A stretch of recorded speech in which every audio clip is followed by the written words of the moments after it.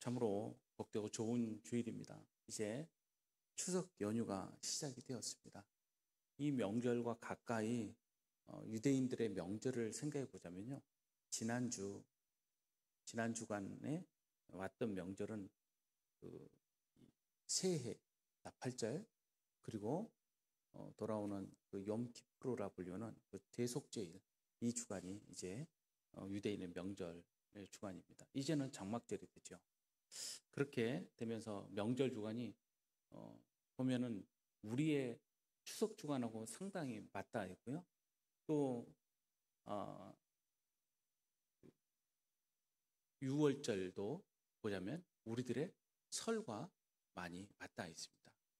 이렇게 보자면 이제 이 시기로 우리들이 한번 성경에서 왜 그런 명절을 주셨는가를 또 생각해보고 또 고민해보는 그런 시간을 만들 수도 있겠습니다. 같은 성경을 보고 같은 믿음을 가진 교회 안에서 각각의 신학적 또 신앙의 관점을 달리하는 그런 모습들이 있는데 교단과 교파를 아우르면서 큰 두 가지로 우리 개혁교회 안에서는 이야기를 많이 합니다. 하나는 복음주의입니다. 성경을 강조하고 말씀을 강조하는 그러한 시각이라 할 수 있겠죠. 또 하나는 은사주의라 할 수 있겠습니다. 성령의 역사를 강조하고 체험을 강조하는 그러한 시각이라 할 수 있겠습니다. 이 두 가지가 잘 조화를 이루면 참 좋은데 그렇게 되기가 참 쉽지 않은 것이 그것이 때에 따라 다르기 때문에 그렇습니다. 항상 말씀으로 우리가 생각하고 말씀의 시각을 가지고 대입해서 보고 하는 훈련이 그렇게 꾸준히 되기가 쉽지 않기 때문에 또 그럴 것이고요. 또 하나는 성령의 역사, 감동이라는 것이 매 순간 항상 우리를 이끌고 가시는 그런 것이 아니기 때문에 그렇습니다. 우리는 아직 육신을 가지고 있고 이 세상 가운데 있기 때문에 어쩌면 하나님께서 매 순간 하나님의 계획하에서 우리로 하여금 더 보게 하시는 그런 관점이 그때그때 조금씩 달라진다라는 생각을 해봅니다. 그런데 문제는 이 하나에 매몰되어 있는 경우가 좀 문제입니다. 여기에 관해서 그럼 무엇이 다른가? 은사주의와 복음주의는 무엇이 다른가? 했을 때 어느 신학자는 뭐라고 말하냐면요. 이것을 확신의 문제라고 지적하는 것을 보게 됩니다. 무엇에 대한 확신입니까? 은사주의는 경험한 성령을 통해서 확신을 얻게 되고요. 복음주의는 성경의 말씀을 통해서 확신을 얻게 됩니다. 근데 이건 사실 표현이 조금 다를 뿐이지 성령은 지혜의 영이고 말씀의 영이지 않습니까? 성령이 아니고 어떻게 우리가 말씀을 이해하고 그 말씀 가운데 감동을 받을 수 있겠습니까? 말씀 없이 어떻게 우리가 성령을 구별할 수 있겠습니까? 그러니 어떻게 보면 위험 가운데 조금 더 큰 위험은 은사주의의 위험이 조금 더 제 개인적으로는 클 수 있겠다라는 생각을 해봐요. 말씀으로 분별함이 없는 은사주의는 자신의 감정에 매몰될 때가 더 있기 때문에 그렇습니다.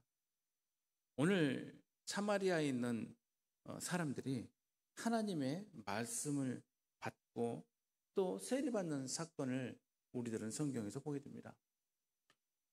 이 사건은 빌립이 교회의 탄압 가운데 사마리아로 가서 전하게 된 전도 활동으로 이루어진 일입니다.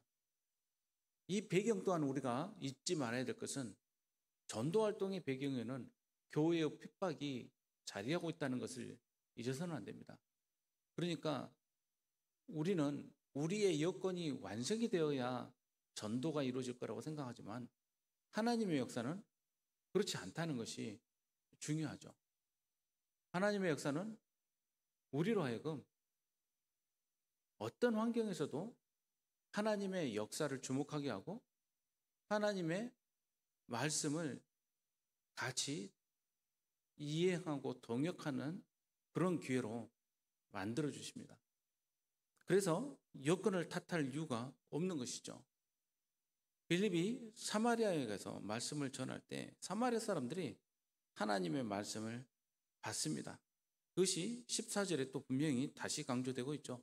예루살렘에 있는 사도들이 사마리아도 하나님의 말씀을 받았다 함을 듣고 베드로와 요한을 보냈다라는 이 표현이 나와 있지 않습니까? 하나님의 말씀을 받았다. 여기서 받았다라는 헬라어는 영접하였다라는 그 단어가 쓰여졌어요. 데코마이라고 되어 있는데요. 여기서 이 단어에서 유래된 이어진 데덱타이라고 해서 취하다, 영접하였다. 이것은 단지 듣고 알게 된 것이 아니라 그 듣고 전한 바를 인정하고 적극적으로 수용했다는 뜻입니다. 이런 이야기를 들을 때 베드로와 요한을 예루살렘에서 파송을 합니다. 이것도 보면 베드로는 예수님의 수제자잖아요. 그런데 성경에서 보면은, 그리고 로마 천주교에서는 베드로가 첫 번째 교황이라고 이야기를 합니다. 그런데 성경에 보면 베드로가 그러한 권세, 그러한 위치를 활용했다라는 것이 전혀 보이질 않습니다. 항상 적극적으로 베드로가 먼저 나서고요. 또 때로는 잘못된 게 있습니다.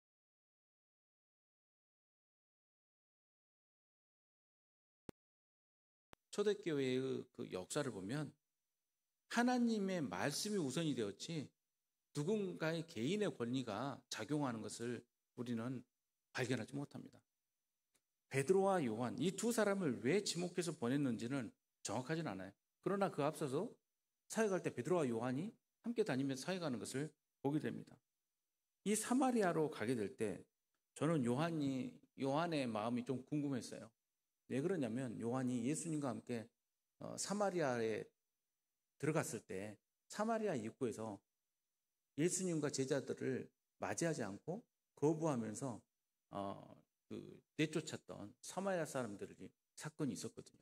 그때 이 요한이 야고보와 함께 뭐라고 말했냐면 예수님께, 예수님, 하늘에서 불을 내려서 얘들을 좀 혼쭐을 내주십시오, 이렇게 이야기를 했던 것이 성경에 나옵니다. 아마 물론 예수님께 야단 맞았죠. 그런 말 하지 마라, 이렇게 하면서 되돌아가셨죠. 아마 예수님께서는 이미 사마리아의 이 말, 하나님의 또 다른 복음의 계획을 알고 계셨고 또 믿고 계셨기 때문에 그러지 않았을까라는 생각도 듭니다. 요한이 아마 가면서 그 생각을 하지 않았을까. 사마리아로 가면서 내가 불 떨어져라 했는데 이곳에 그 불이 아니라 성령의 불이 임한 건가? 이런 생각을 또 해보지 않았을까요? 또 그리고 말씀을 받았다. 그때는 말을 귓등으로도 안 듣더니 이때는 또 말씀을 받았다네. 내가 가서 꼭 확인을 해봐야겠어. 내가 아는 사마리아 이 사람들은 그럴 종자들이 아니야. 이런 생각을 또 했을 수도 있겠습니다. 내가 가서 확인하겠소, 이랬을 수도 있겠습니다. 야고보가. 내가 알기로는 그 동네 사람들이 보통 개방한 것이 아니어서 그 말씀 쉽게 받는 사람들이 아니니 내가 가서 직접 한번 문답을 진행해 보겠소, 이랬을 수도 있지 않을까. 그러면서 가면서 뭘 질문해서 이 사람들의 본색을 드러내볼까, 이걸 생각했을 수도 있지 않을까. 여러 가지로 저는 이 한 구절을 보면서 생각을 해봅니다. 사마리아로 가는 길은 구불구불하는 산골길입니다. 베드로와 야고보가 가면서 서로 열렬히 토론을 하지 않았겠습니까? 그들이 내려가서, 여기서 내려갔다는 표현은 지리적 표현이 절대 아닙니다. 사마리아 지역이 조금 더 가다 보면 길들이 산지로 이렇게 오르락 내리락 하는 길입니다. 결코 내려갔다는 뜻은 지리적 표현이 아니라 예루살렘을 중심으로 하는 표현이라는 것을 우리는 깨달아야 돼요. 우리가 그렇잖아요. 서울에서 광주 내려올 때 우리는 내려온다고 표현하지 서울에서 광주 올라온다고 이야기하지 않잖아요. 물론 남북이라고 생각을 하니까 또 그럴 수도 있어요. 그러나 서울에서 그 위쪽에 있는 동네에 가도 내려간다, 그리고 서울 올라간다고 대부분 말합니다. 사람들이 그 중심이 있는 큰 곳을 이야기할 때 그런 표현들을 많이 하죠. 이것은 다 비슷하죠. 그들이 내려갔습니다. 그리고 그들을 위하여 성령 받기를 기도합니다. 가자마자 시작했던 일이 뭐냐면 성령을 위한 기도예요. 여기서 받다라는 여기서 표현은 위에서 받다라는 표현과 다른 표현입니다. 위에서는 영접하다는 이 표현이 있지만 여기서 갖다는 잡다라는 표현입니다. 람바노락에서 잡다라는 성령을 붙잡기를. 그러면 저는 이런 생각을 해봅니다. 성령이 하나님의 말씀과 따로 단독적으로 역사하실 수가 있을까? 너무 고민하시라고 드린 이야기가 아니라 하나님의 말씀을 받을 때 성령의 역사가 없이 하나님의 말씀을 받을 수 있겠냐는 거예요, 여러분. 그런 의문은 전혀 안 드시죠? 말씀을 그냥 말씀대로 받으시니까 항상 믿음으로 받기 때문에 그런 염려는 전혀 안 들어요. 그냥 하셨겠지. 그러나 우리는 알고 있어요. 성령이 없이는 하나님의 말씀을 분별할 수가 없어요. 성령이 없이는, 여기서 하나님의 말씀을 받았다라는 뜻은 뭘 받았다는 뜻이에요? 이분들이 사마리 사람들 하나님 말씀이 없었나요? 아닙니다. 모세 오경이 물론 조금씩 다른 텍스트지만 이들에게도 있었어요. 그런데 그들이 가지고 있는 것은 하나님 말씀으로 인정하지 않았다는 뜻입니까? 그것이 아니죠. 여기서 하나님의 말씀을 받았다는 뜻은 하나님께서 선지자를 통해서 주신 그 말씀을 받았다는 거예요. 그 말씀은 무엇입니까? 구세주로 보내신 그분 예수님을 하나님의 구원자로, 하나님의 아들로서, 하나님으로서 받았다는 뜻이죠. 그러면 예수님을 구주로 고백하고 믿는다는 것은 성령의 역사 없이 우리의 지식과 논리로 가능한 일입니까? 그것이 아니라는 것을 먼저 꼭 기억을 해야 돼요.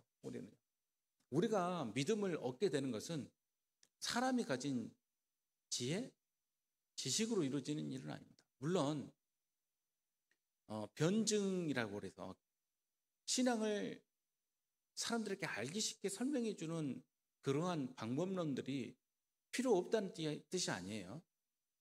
그런 깨달음 가운데 성령의 지혜와 성령의 역사가 임하시긴 하지만 근본적으로 중요한 것, 깨닫는 것 다음에 받아들이는 것은 성령 아니고는 있을 수 없는 일이에요.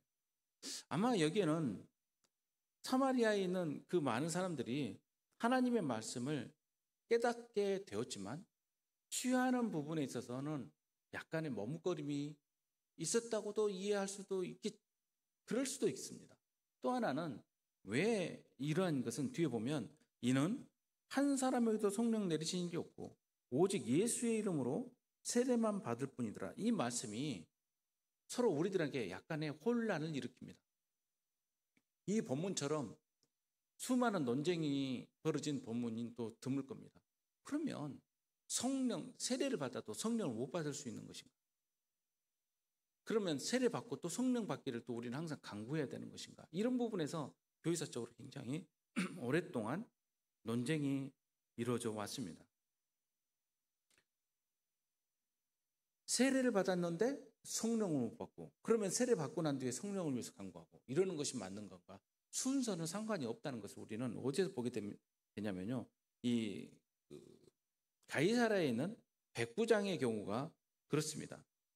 가이사랴에 있는 백부장이 베드로를 청해서 와서 복음을 듣게 되었을 때 사도행전 10장, 즉 바로 2장 더 넘어가면 벌어지는 사건에 보면 그에 대하여 모든 선지자도 증언하되 그를 믿는 사람들이 다 그의 이름을 입력어 죄 사함을 받는다 하였느니라. 베드로가 예수 그리스도를 통한 구원을 선포하였을 때 그들이 이 말씀을 듣자마자 어떤 일이 벌어지냐면요, 성령이 말씀 듣는 모든 사람에게 내려옵니다.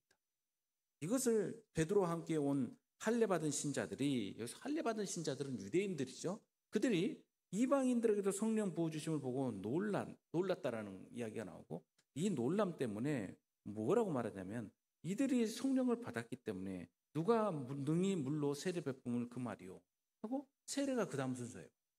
그러니까는 성령 받고 세례 받는 경우가 또 있는 것이고, 세례를 받고 성령 받는 일도 성경에 보면 있는 것이고, 동시적으로 임하기도 했던 것입니다. 그런데 오늘날은 이 초대교회 때의 상황과는 많이 다르죠. 이때는 성령의 역사가 굉장히 급하고 또 강하게 일어난 시기예요. 교회가 막 태동한 시기였기 때문에 그렇습니다. 그러니까 이 시기에 있었던 일들을 오늘날로 꼭 끌어와서 문자적으로 대입하면 어려움을 겪을 수가 있어요. 여기서 성령을 받으니까 방언도 하고 예언도 하고, 우리는 항상 방언과 예언을 성령의 특징으로 보죠. 성경에 그렇게 나오니까요. 그러나 성령의 은사를 보면, 9가지 은사를 보면 그 중에 한 가지로 들어가 있지, 이게 필수적인 사항으로는 들어가 있지 않습니다. 그리고 성령을 안수하여서 성령이 내리도록 하는 것도 성령의 은사 가운데 들어가 있지 않아요. 그렇기 때문에 이건 매우 특별한 경우라고 이해하는 것이 바람직하다라고 저는 생각을 합니다. 그러니까 사마리아 사람들은 어떻게 보면 이방 사람들보다도 못한 대접을 받고 있었는데, 이 사람들이 오히려 이상하게 하나님을 섬긴다고 생각을 했기 때문에 그래요. 유대인 사람들이. 그러니까 우리도 그렇죠. 서로 이단으로 보기 때문에 오히려 이방 사람들, 아예 전혀 믿음이 없는 사람들한테 복음 전하는 때의 태도와 이단 사람들을 만날 때하고는 전혀 다르잖아요. 우리들 태도가. 확인을 해야 돼요. 이들에게 내려진 하나님의 말씀이 진짜 온전하게 하나님 말씀으로 받은 건지, 아니면 자기식대로 해석해서 받은 것인지 확인을 해야 되는데, 그때 그 모든 권위를 어디서 가지고 있었습니까? 시작에 예루살렘 교회가 가지고 있었죠. 아직 교회라는 것이 예루살렘을 중심으로 해서 확산되기 직전이었기 때문에 그렇습니다. 그러니까 어디에서 확인을 받아야 돼요? 예루살렘. 저는 성령 세례 사건이 바로 이 예루살렘 교회가 온전하게 이 예루살렘을 떠나서 이루어지는 성령의 사역을 공인하는 그런 중요한 사건이었다고 저는 이해를 합니다. 그리고 사마리아에서 이 사건이 확인이 되고 난 다음부터는 이방인에게 세례주고 사역하는 것이 거리낌 없이 펼쳐지기 시작해요. 그래서 예수님께서 예루살렘에서 사마리아와 땅끝까지 이르러 복음을 전하라 라는 말씀을 주셨던 것이죠. 이 성령 세례가 이 성령이 내리실 때, 성령 내리신다라는 말, 이것도 헬라어로 보면 위에서 임한다는 뜻이에요. 그러니까 성령을 받는다라는 표현들이 많이 등장하지만 본래적인 의미는 뭐냐면 성령께서 임재하시는 거죠. 그래서 받는다라는 것은 뭐냐면 임하시는 성령을 깨달아 알아서 취하는 거예요. 그 성령께서 임하시는데, 우리들에게도 항상 수시로 임하는데, 우리가 기도할 때가 있잖아요. 성령 임재하여 달라고 막 간구할 때가 있잖아요. 그런데 가끔 저는 무슨 생각을 하게 되냐면, 하나님께서 웃으시겠다. 맨날 성령을 부어주기를 그렇게 원하시고 성령을 보내시는데, 받고 취하고 영접하는 그것을 해야 되는 것인데 내려달라고만 간구를 하고 있으니 얼마나 하나님이 보시기에 딱하겠습니까? 성령을 이 시간에도 부어주시는데 어떻게 해야 돼요? 취해야 되는 거죠. 그러니까 성령을 취해야 되는 건데, 이것은 성령께서는 수시로 우리들 가운데 임재하고 계시는데, 우리들의 태도는 어때야 된다는 거예요? 성령을 주목하고 성령을 기대하고 성령을 취하라는 것이죠. 그래서 성령은 시작 성경에 보면 성령을 받는 것, 성령 세례를 뭐라고 이런 많은 표현들이 등장을 합니다. 하나는 먼저 앞서 본 것처럼 람바노라고 해서 성령을 잡아 취하는 것, 붙잡는 것, 이것이 성령을 받다라는 이야기고요. 그 다음 성령으로 충만하다라는 플렐레오라는 단어를 쓰는데, 이것은 넘쳐난다는 뜻이에요. 성령으로 가득하다는 뜻이죠. 성령은 조금 임하는 것, 충만히 임하는 것, 이 정도가 따로 있는 것이 아니에요. 성령께서는 항상 충만히 임하십니다. 그것을 받을 때 우리 가운데 넘쳐나는 것이죠. 성령께서는 제한이 없으시지 않습니까? 그리고 성령으로 기름 부음 받다라는 표현도 있습니다. 주로 안수할 때 이런 표현이 쓰여지게 되죠. 그리고 성령이 임하다라는 바, 그리고 성령이 부어지다라는 표현, 그리고 성령이 나타나셨다라는 표현, 이 표현들이 등장하는데 모두 다 성령의 임재를 이야기하고 있는 것입니다. 이에 두 사도가 그들에게 안수함에 성령을 받았다라고 나옵니다. 성령을 받는다라는 부분에서 오해를 할 때가 우리는 많아요. 특히 오순절주의라고 해서 은사주의 계통에서 성령을 받는다는 것을 은사 체험으로 이야기하면서 성령의 은사를 특히 방언과 꼭 연관을 시키죠. 그래서 방언이 없으면 성령 못 받은 걸로 그렇게 낙인을 찍는 경우가 있는데, 여러분, 성령의 은사 가운데 하나가 바로 이 방언에 들어가는 것이지, 모든 사람들이 성령을 받을 때 방언을 받는다라고 성경에 절대 나오지 않습니다. 바울도 그렇게 이야기를 하고 있고요. 그래서 우리가 방언 받기를 간구하는 건 참 좋은 일이지만, 이것이 임하지 않는다 해서 나는 성령을 받은 사람이 아닐 거라고 생각하는 것, 그건 굉장한 오해라고 말씀을 드릴 수 있겠습니다. 또 그럼 방언을 하면 성령 받은 사람으로서 구원의 확증이냐? 그것도 아닙니다. 교회 외에도 방언과 같은 사건들은 타 종교에서도 굉장히 많이 일어나는 일이에요. 접신했을 때 일어난 일들, 그런 일들 가운데도 비슷한 사건들이 있습니다. 그럼 뭘로 분별을 해야 되냐는 거예요. 이것을요, 분별은 말씀의 영인 성령, 그 성령이 임한 줄을 우리가 분별할 수 있는 것은 말씀에 대한 분별이죠. 말씀에서 주시는 그 열매가 성령으로 통해서 이루어지고 있는지 그렇지 않는지가 굉장히 중요하리라 생각합니다. 성령의 열매라고 불리는 그 열매들이 우리들 가운데 있는지. 은사는 뛰어난데 열매가 없어요. 그러면 어때야 돼요? 그 은사는 하나님께서 활용하시는 도구일 뿐이지 그 사람의 자체가 성령으로 변화된 사람이 아니라는 거예요. 이것 때문에 우리가 또 혼동을 겪을 때가 있습니다. 어떤 사람은 막 은사가 있어서 병고침도 있고 말씀의 은사도 있고 또 굉장히 카리스마도 있고 그러는 것 같은데, 성품이 용 아닌 경우가 있잖아요. 못 만나보셨습니까? 전 다행입니다. 저는 만나봤어요. 그런 분들. 안타깝게도. 그래서 저도 혼동스러울 때가 있어요. 저분 참 은사가 있는 분 같은데 왜 저렇게 성품은 저럴까? 얼마든지 그런 경우가 있을 수 있습니다. 그래서 이거 하나님 교회 안에 큰 오히려 하나님의 역사를 방해하는 일들이 일어나는 것들을 보게 되는데, 여러분, 그 은사는 은사고 그 사람의 성품은 성품일 것입니다. 우리는 말씀 가운데 항상 분별하는 일을 게을리해서는 안 될 것입니다. 이들이 이러한 성령께서 부어주시는 이 사건이 일어날 때 어떤 또 사건이 함께 이루어지냐면요, 시몬이라는 사람이 등장을 합니다. 앞서서 시몬은 마술사라고 등장을 합니다. 이 사람이 큰 마술사이기 때문에 그 사마리아 사람들이 그 사람을 굉장히 큰 사람으로 그렇게 존중하고 대우하였다는 것도 우리가 봤었어요. 이 시몬이 빌립이 전한 하나님 말씀을 듣고 그것을 믿고 열심으로 따라다녔다는 앞에 구절이 나옵니다. 그런데 이러면서 또 사도들을 만날 때 제일 앞장서서 이것을 눈여겨보지 않았겠습니까? 왜 그럴까요? 이 시몬이 특별히 민감했기 때문에 그렇죠. 그러한 일을 했던 사람이기 때문에 이런 것에 굉장히 민감한 사람들이에요. 그러니까 이게 얼마나 중요하고 자기한테 꼭 필요한 일이라는 것을 그런 시각에서 본 것이죠. 그러니 사도들이 안수할 때, 손을 얹을 때 성령이 임하고 이 사람들이 변화받는 것을 보면서 그 순간에 자신의 애버릇이 나옵니다. 돈을 드려요. 돈을 들여서 이렇게 말합니다. 이 권능을 내게도 주어 누구든지 내가 안수하는 사람은 성령을 받게 하여 주소서. 자, 여기에 앞서서 오늘 우리가 보게 될 굉장히 우리가 심각하게 봐야 될 신학적 문제들이 등장을 합니다. 앞서서 성령은 언제 임하시는가?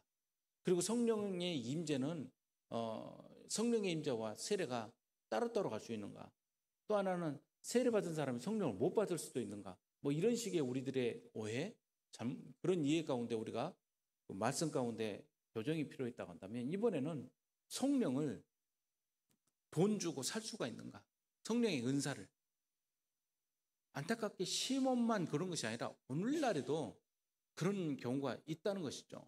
그러니까 성령의 은사를 나눠주고 그 은사가 뛰어나다는 사람, 그런 사역자들을 만나서 헌금을 많이 하고 내게도 성령 기도 해달라고 부탁하는 사람들을 종종 만나게 됩니다.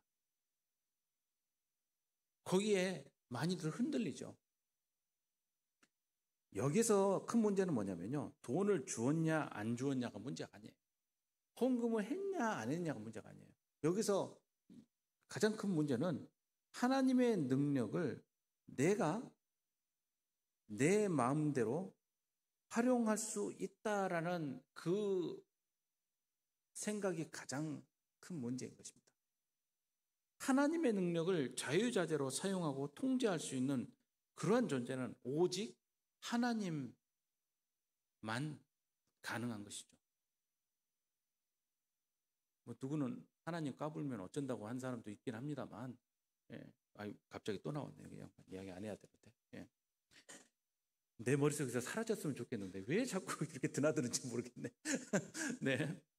하나님의, 요즘은 안 보이네 생각해보니까, 하나님의 능력을 자유자재로 자기가 활용할 수 있고 마음대로 끌어다가 자기 판단대로 하나님이 움직이셔야 된다라고 생각하는 것은 시몬과 똑같은 사람이에요.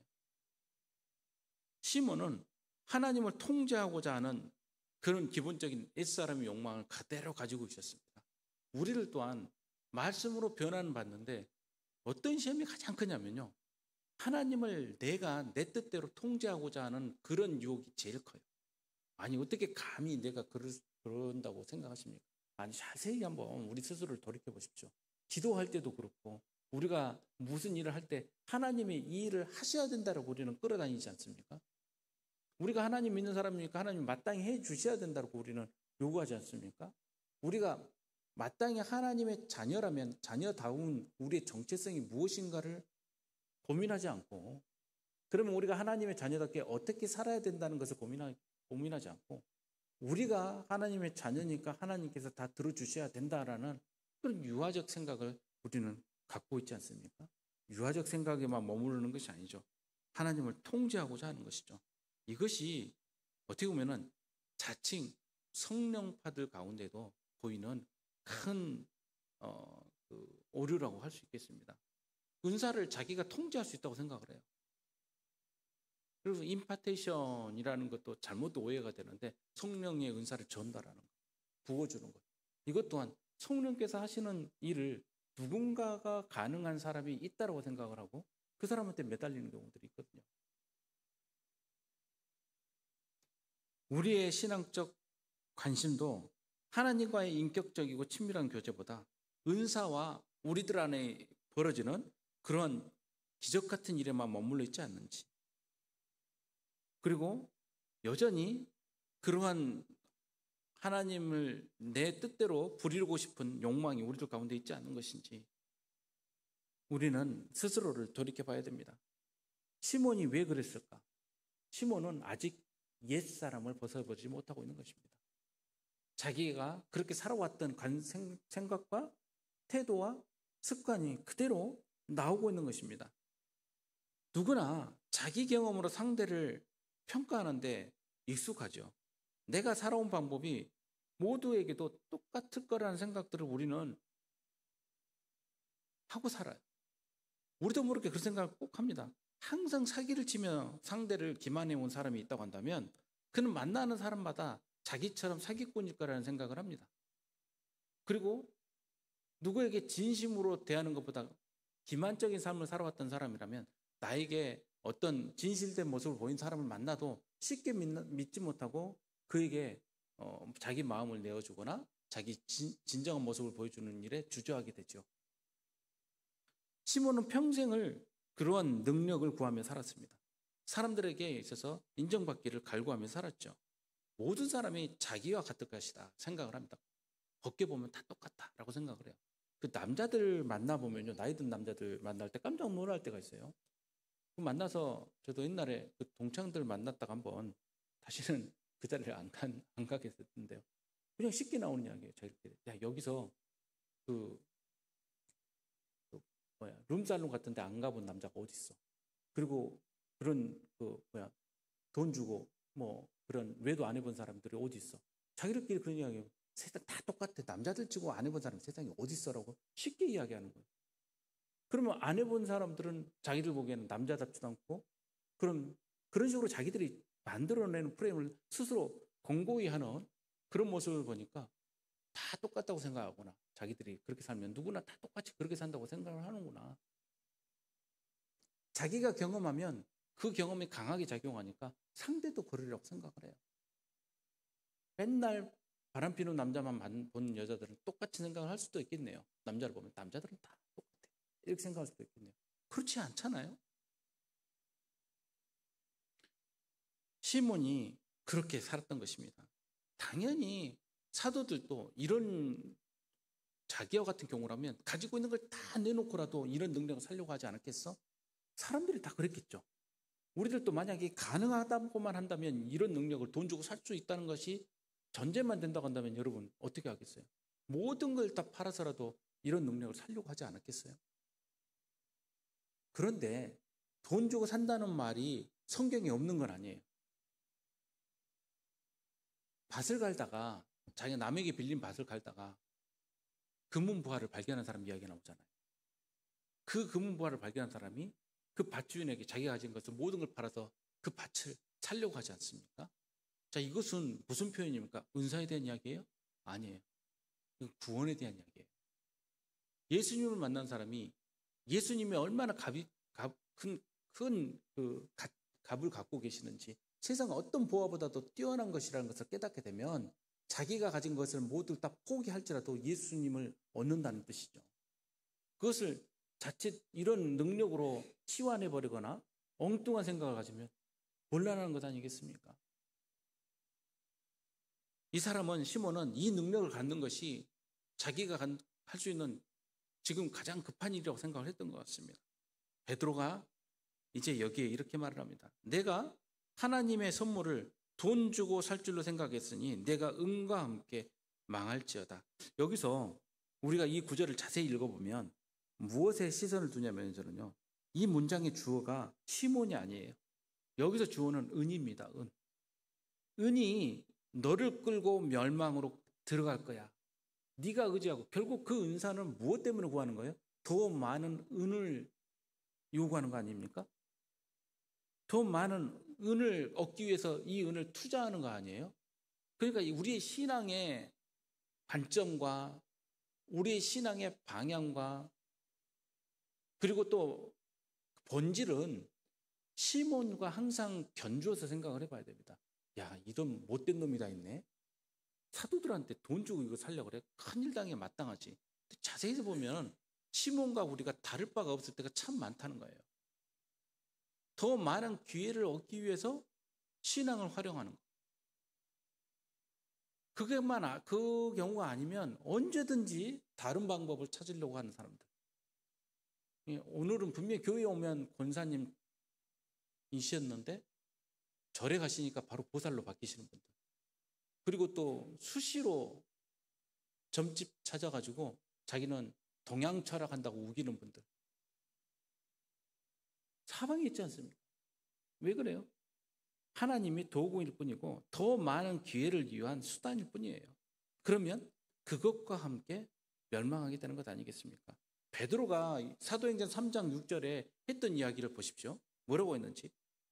안전뱅이를 만날 때 베드로가 이렇게 말하죠. 은과 금은 내게 없거니와 내게 있는 이것을 내게 주노니 나자렛 예수 그리스도 이름으로 일어나 걸어라. 그러니까 베드로는 이미 그 앞에 선포를 했어요. 은과 금보다 더 뛰어난 그분의 이름을 선언했죠. 그리고 그분의 이름이 이 사마리아에 전해지고 그들이 마음으로 믿지 않았습니까? 그런데 옛사람으로 다시 돌아가려는 그의 모습은, 시몬의 모습은 우리 모두에게서 발견되는 모습이에요.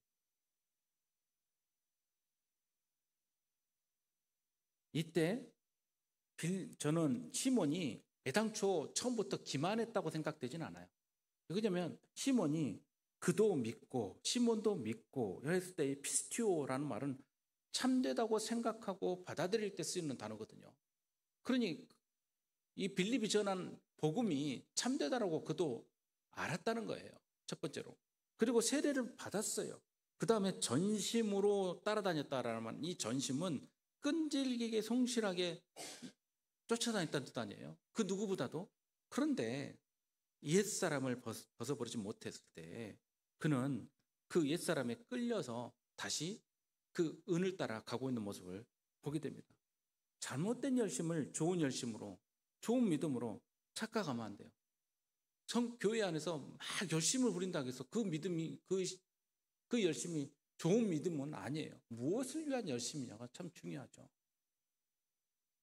누구처럼 몇 년을 새벽기도 때마다 주차장 관리를 해서 장로도 되고 그 다음에 또 직분도 받고 사회적 지위도 얻는 그런 것을 꿈꾸는다고 한다면 이건 시몬과 같은 모습입니다.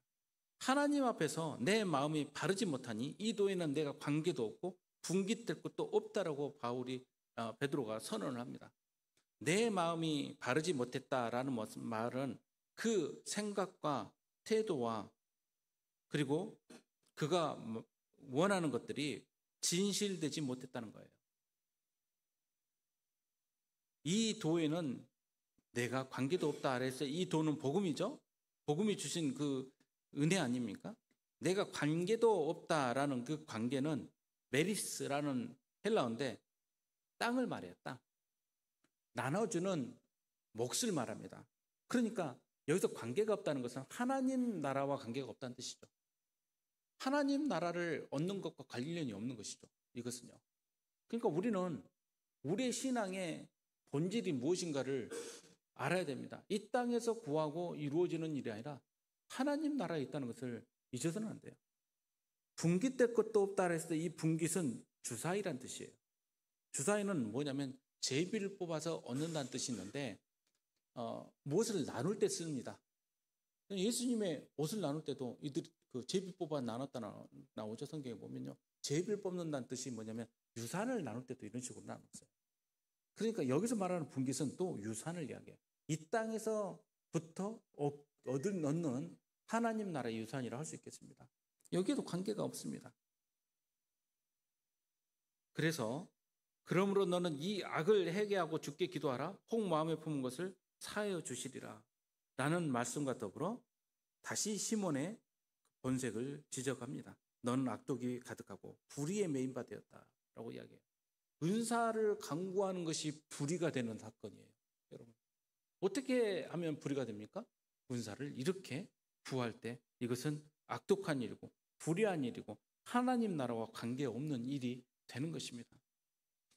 이에 시몬이 빠르게 대답을 합니다. 나를 위하여 주께 기도하여 말한 것이 하나도 내게 임하지 않게 하소서. 아마 시몬이 이때 깨닫기는 한 것 같습니다. 그래서 이 시몬에 대한 이야기가 그 뒤에 전승으로 많이 남아 있습니다. 두 사도가 주의 말씀을 증언하여 말한 후 예루살렘으로 돌아갈세 사마리아인의 여러 마을에서 역시 복음을 전하였다라고 나옵니다. 우리는 그 어떤 경우에도 사도들이 가장 추구했던 바를 잊어서는 안 됩니다. 그 복음의 내용 그리고 복음 전파의 사명 이 가운데서 그들은 끊임없이 움직였고 하나님 나라를 선언하고 다녔습니다. 성도 여러분, 우리는 오늘 성령의 역사에 대해서 그리고 우리 복음의 본질에 대해서 함께 보았습니다. 우리에게서도 발견되는 시몬, 이 시간에 우리가 간구함으로 무엇보다 하나님 나라에 속한 하나님의 자녀로서의 그런 바른 길을 걸어가는 저와 여러분들 되시기를 주님의 이름으로 축복합니다. 우리 함께 기도하겠습니다. 사랑의 하나님,